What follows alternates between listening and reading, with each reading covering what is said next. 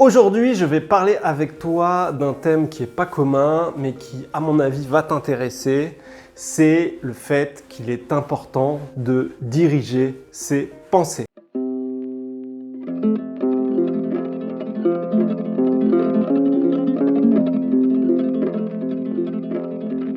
Il faut comprendre que quand tu crées quelque chose, quand tu fais quelque chose, les pensées, c'est le premier pas qui va générer cette chose, qui va générer la création de cette chose.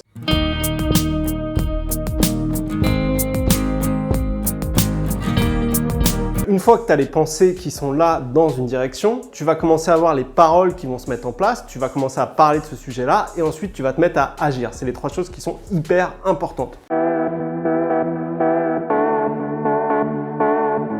Penser à un sujet, parler de ce sujet. Parler de ce sujet, si tu n'as pas vu, je t'invite à aller voir ma vidéo de l'idée fausse qui est de ne pas parler de ce que tu fais et agir dans cette direction.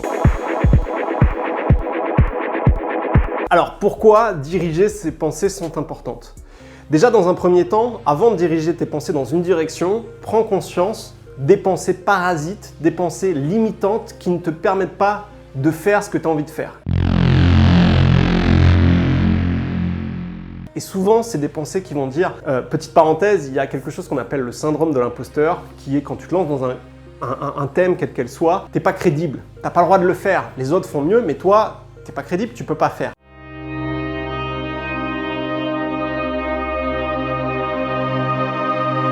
Et ça, c'est quelque chose que tout le monde a. Le meilleur moyen pour dépasser cette chose, c'est tout simplement d'agir, c'est tout simplement de penser dans cette direction, c'est tout simplement de parler dans cette direction.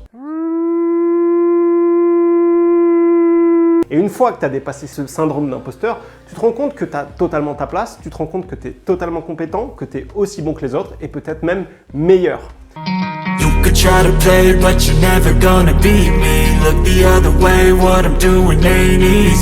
C'est pour ça que ce qui est important quand tu commences, diriger tes pensées. Apprends à cultiver des pensées positives, apprends à cultiver une vision de ce que tu veux créer.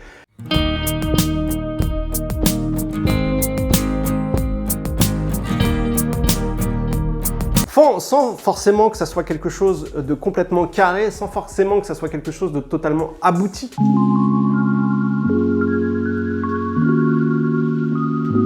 Mais aie un peu une image de ce que tu as envie de faire, de créer, quel que soit le projet.